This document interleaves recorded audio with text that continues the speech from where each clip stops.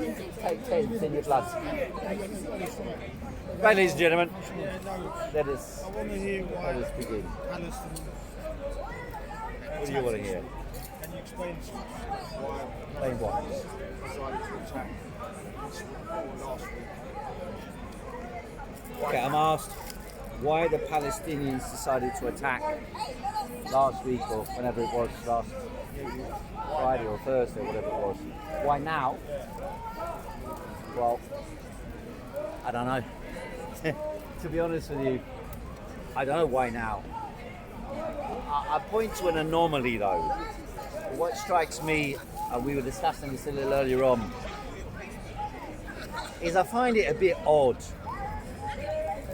that the strongest defended border in the world, I mean, I lived in East Germany under the Berlin Wall, and it was very tightly controlled, but it wasn't as tightly controlled as the border between the Israeli occupied and the Palestinian area, or the Palestinian area and the Israeli area. And you know, they've got multiple mechanisms of surveillance and control. So for, you know, they're not denying it. They're all saying this was a massive security failure. So that's one possibility, is that there's a massive security failure and that Hamas, in secret, plotted, this is the mainstream story, plotted this attack that maimed and killed 1,300 people or whatever it is, 2,000 injured and hundreds captured. So that's one argument. The mainstream argument is it was a security laxity on the part of the Israeli state. Is that possible? I mean, it's a possibility. I don't know. He's asking me to give commentary on things I can't give you a proper answer to. I personally, I think it's unlikely. In which case, you'd have to ask yourself, who stands to gain? You know, in any major events, political, military, economic, you always have to ask yourself that, whether you're right or not. It's always logical and rational to ask yourself, when an atrocity, a horror story, a war, when these things break out, it's always logical to ask, who stands to gain? Who benefits? And it's worth asking, are they responsible for the events themselves? Now, again, I don't know. But who stands to gain? Well, the arms industry stands to gain. Those speculating on the oil market stand to gain. I think oil rose to $90 a barrel a couple of days ago. Those perhaps speculating and involved in undermining the security of multiple states across the region, because that's basically what we're talking about. We're talking about regional warfare and also political interests. I spoke to Danny earlier on, he was quite correct.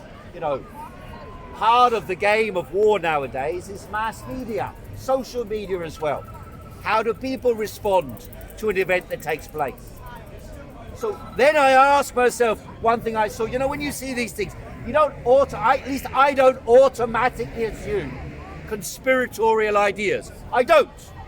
Although, as someone pointed out to me a little earlier on, there are many conspiracies, particularly organized by the Israeli state. Particularly the Israeli state. It's one of the kingpins in global conspiracies. Also, one of the people who've suffered conspiracies against them. In fact, that's partly why they're masters of conspiracy. You know, around the world, many killings have happened, orchestrated and organized by Mossad. Many, not just a handful, many.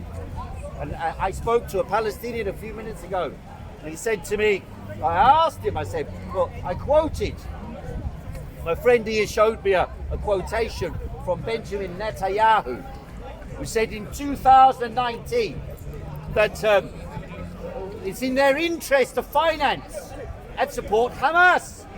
Why? Because we know that Hamas was used as a tool to undermine the PLO, the Palestinian Authority people. So that's another angle and direction. The trajectories are multiple on this. The conspiracies are multiple on this.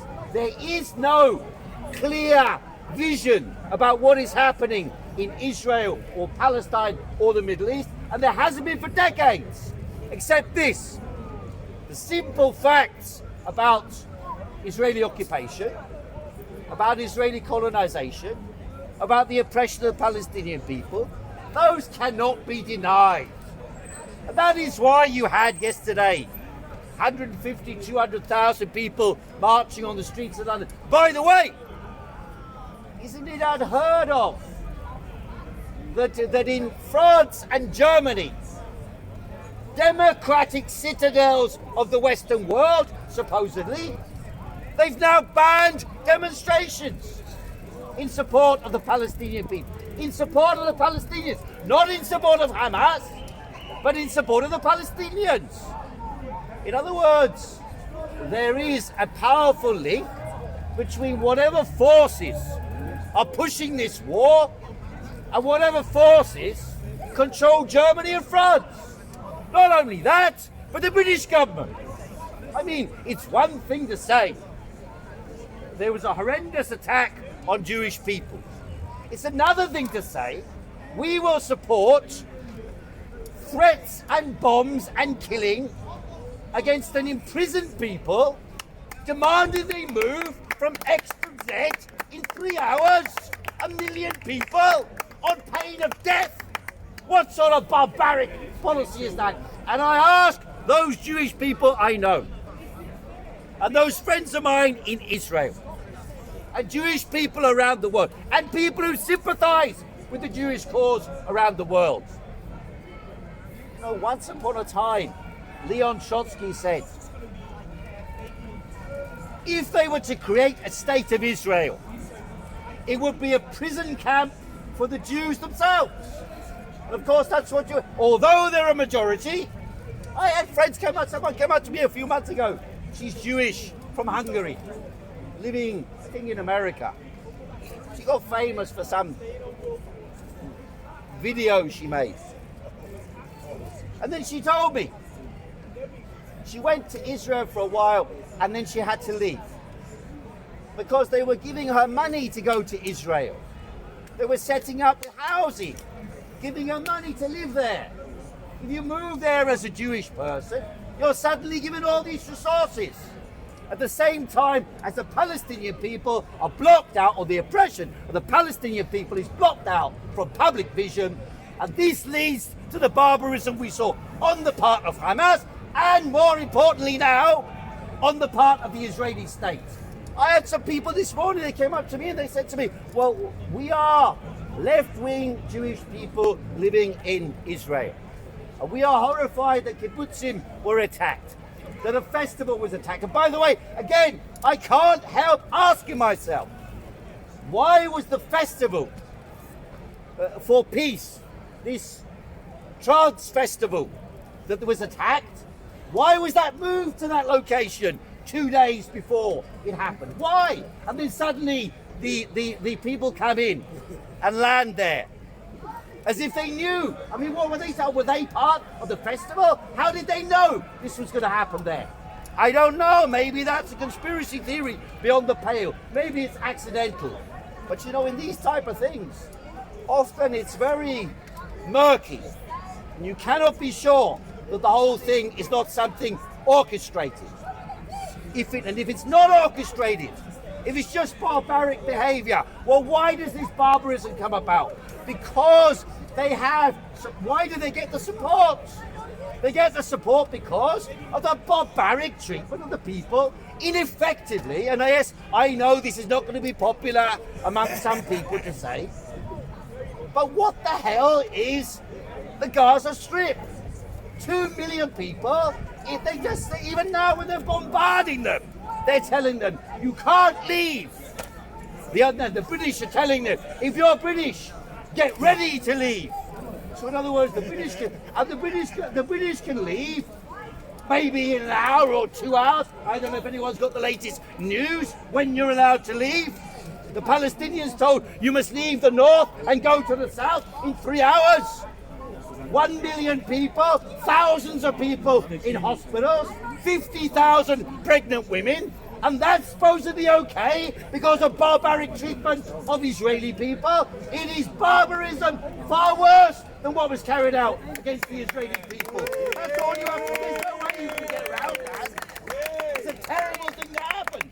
But there's no way you can get around the fact, the massive aerial bombardment against the people with no army, with no defence force, blocked in, that can't be called anything other than a concentration camp.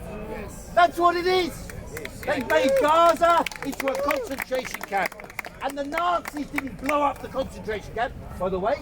They didn't blow them up, right? This is barbaric behaviour. Therefore, of course I'm opposed to what the Israelis are doing against the Palestinian people there. The question then comes, well, what's going to happen? And I'm no expert on Palestine or Israel. I'm not. My limitation, over the years, I've followed a little bit intractable, ongoing, constant conflict and war, mistreatment of the people, elevation of some, degradation and denigration of the others. And then they wonder, why. I went on the demo yesterday. I saw people go past. They're shouting Allahu Akbar. And I thought, well, this is pushing it. And then I read this morning that if you're Arabic and Christian, Allahu Akbar means God is great. For a Christian, that's all it means. A Christian Arab will say that. So there's nothing strange about that. People have their faith, their belief. It turns to terror. It turns to mass violence when people, of course, are oppressed. When September the 11th happened, again, a monstrous attack on the people of America. By whom, we don't know. We're told it was a certain people. We know. They said it was Bin Laden and co. And then it was found out most of them were from Saudi Arabia. Bin Laden himself was, if you like, one of the wealthiest families in Saudi Arabia. The Saudi Arabians had been financing the war against Russia back in Afghanistan. They organised, the Saudi Arabians and the Americans organised deep tunnels to defend the Bin Laden and his army of Mujahideen in Afghanistan back in the day, up until 1990 or so. They used to be allies of the CIA. So, of course, the question then comes, who's the ally amongst these people? In the terrorist forces, in the militant religious forces. Who are the allies of these people? Who makes deals with whom? And of course, from the point of view of Arab people, I'm not an Arab, but from the point of view of the Arab people, the rulers of the Middle East are criminal, corrupt crooks as well. Criminal, corrupt crooks. The rulers of Israel are criminal, corrupt, and in fact they know the Israeli people were saying so in their millions only last year. The Israeli people protested and said, this is turning into a fascistic dictatorship. That's what the Israeli people were saying in Israel only last year on mass demonstrations, carrying the Israeli flag. Well, of course, in Egypt, what happened to the Egyptians? The Egyptians offering a little bit of support. Why aren't they flying in, dropping food and drinks parcels to the people? Why aren't they breaking the blockade to facilitate the people of Israel, the people of Palestine surviving? Why aren't they doing that? Why are the Saudis negotiating? Because they're all corrupt gangsters controlling that part of the world.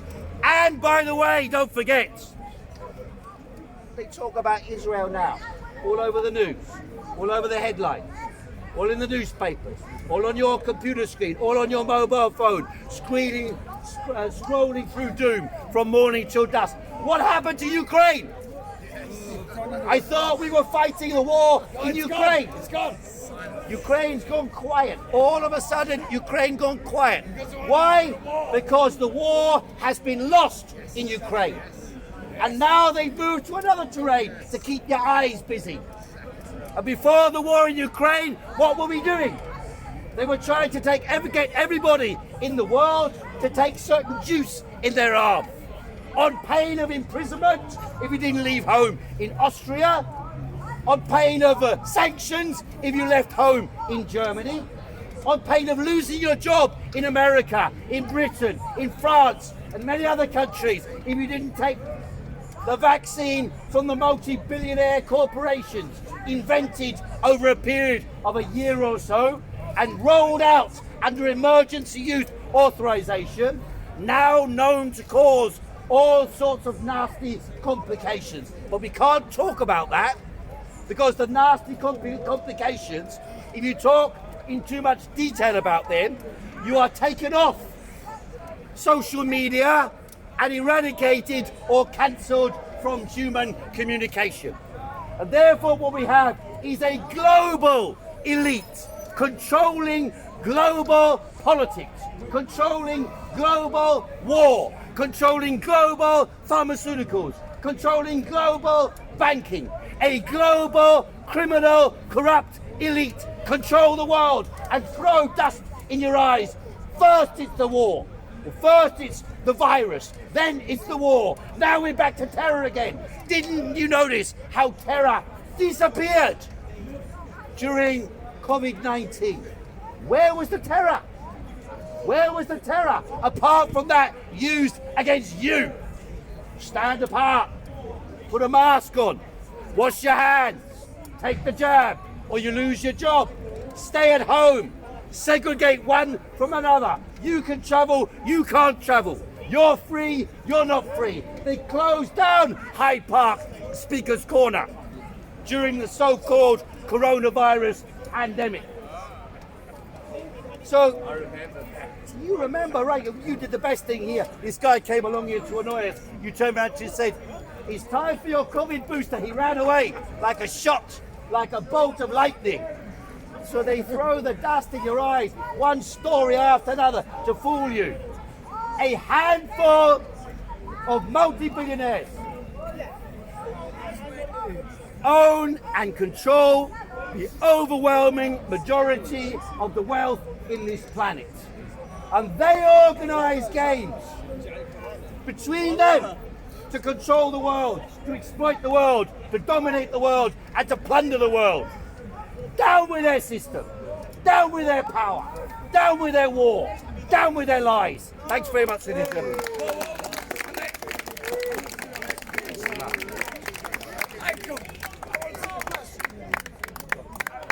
It's only a quick one. Go on. And I know we won't have a quick answer. Go on, go on. But the question is, I've been watching videos all week That's not good for you. of Israeli soldiers shooting children, right? So because they've done it, Hamas, they say have done it in multiples, then we condone the fact that they've been doing it for years to the people. I mean, last week I heard a guy, there was a Jewish guy there and an Arab guy standing next to him, and all I could hear was him saying, one day out of 75 years, one day out of 75 years. He kept saying that, and it echoed in my head all week long. One day out of 75 years. So that's why some people, I mean, repugnant as it may be, are celebrating. One day out of 75 years. So that's the perspective I put on that. Are the BBC impartial after The BBC claims impartiality is false. The BBC apart, I mean, the British government have just declared, look at Keir Starmer and that goon, Emily Thornberry, claiming to be the Labour Party and saying, oh, we will support them no matter what they do. No matter what they do. Carte blanche to slaughter people. Carte blanche to carry out the policy they all declare is the most monstrous thing on earth. Ethnic cleansing and barbarity. carte blanche to carry them, and we will send in our weapons. How many weapons does the Israeli state need? The American Navy, two aircraft carriers. What the fuck do they need an aircraft carrier for? Against 2 million people in Gaza locked up in a prison. What the hell do they need an aircraft carrier for? It is utter and complete madness. And the only, literally it is. Every country of the world, the people must wake up to the string of lies, the string of misinformation, the string of distortion and dictatorial control over the entire spread of ideas across the world. You must drop your mobile phone at home. Half an hour, 1 hour, 2 hours, 10 hours a day. Leave it at home. That's where the shit's coming to you from. That's how they're controlling you. They're controlling you through the mobile phone. That's what it is. Look everywhere you go. Everyone's on the bloody machine. Right? Where's your actual brain gone? We didn't grow up with that. They're controlling your brain through these machines, feeding you information. And they know enough about you. They know every email you've ever sent. They know every website you've ever looked at. They know every like you've ever liked. Every page you looked at for a second or 2 seconds, or scrolled through or jumped through. They know all your contacts and their contacts. And in that way they manipulate, they orchestrate the information space in the world to make it a weapon of war against the people of the world. That's how the system is actually run today. Well said. Well said, sir. One more. One more. Is Sunak going to repeat Tony Blair's mistake? But who is Sunak? Who elected him? He wasn't even elected by the Conservatives. Liz Truss was elected. As soon as she was in power for a month, the big businesses decided she must go.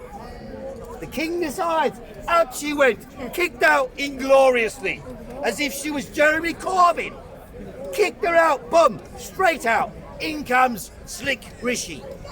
And Slick Rishi, what is he? He's establishment boy. He's Goldman Sachs. That's where he comes from. Goldman Sachs.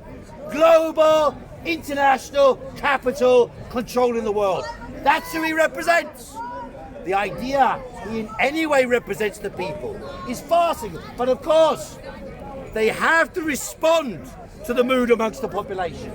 And that is why, although if you wanted to know what Rishi Sunak would do 6 months or 1 year into government, all you had to do was come to Speaker's Corner and listen to Piers Corbyn, and after a while, Rishi Sunak starts echoing what Piers Corbyn was saying.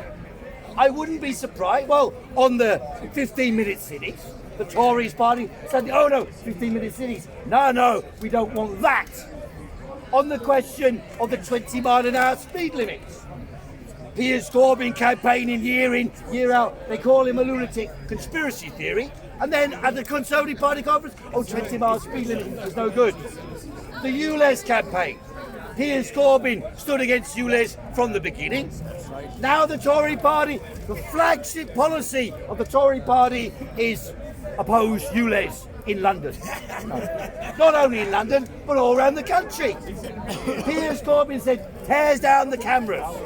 Next thing, you've got Tory MPs saying, I'm not opposed to people taking down the cameras. So there you have it. If the pressure is there, from below, do not underestimate how much power we have. Because the way they get round it is that they adopt your policies. They say they're their policies. They always believed in those policies. And the way, how do they do it? The COVID inquiry, a bigger farce you couldn't imagine. Now the government turned around, the police suddenly defines to the Tory party for having parties. And in fact, a little snippet of information. Some of you might remember when the police came here and arrested me at Speaker's Corner for playing Benny Hill. for playing Benny Hill to them.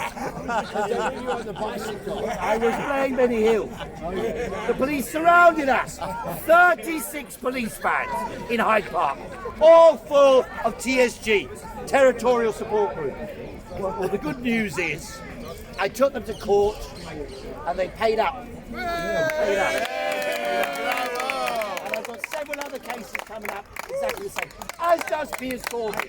And I ask all of you who were arrested to do exactly the same thing. I take them to court, threaten them with court, and you see how they run. And say, here, take this, take this, take this. We don't want the trouble. I remember when you were on the bicycle, dressed as a policeman. That's another one. Oh yeah, and you kept saying, catch me, fatty, catch me. I didn't get that much. I didn't get that much, but I got enough. Thanks very much, ladies and gentlemen. Here's to be up in a little while. Red stuff, Mike. Red side.